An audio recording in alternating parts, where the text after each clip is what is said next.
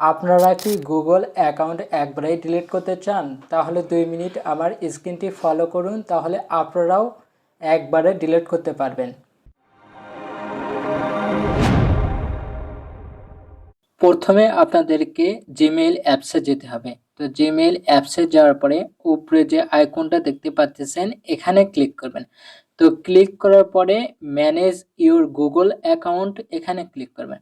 তো ক্লিক করার পরে আপনাদের সামনে এইরকম ইন্টারফেস আসবে।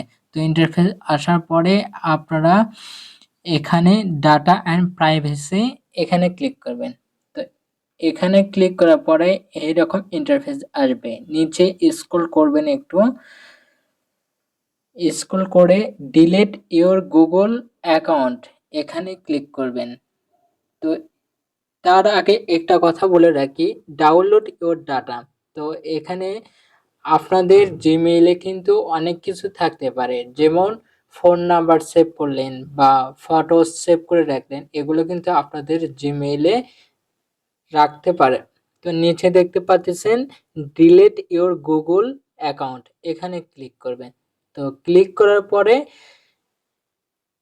এরকম ইন্টারফেস আসবে। তো এখানে আপনাদের ফিঙ্গারপ্রিন্টটা দিয়ে নেবেন অথবা পাসওয়ার্ডটা দিয়ে নেবেন। দিয়ে নেওয়ার পরে আপনাদের এইরকম ইন্টারফেস আসবে। তো এখানে আবারও বলতেছে প্রথম স্টেপটা ডাউনলোড ইওর ডাটা। তো আপনারা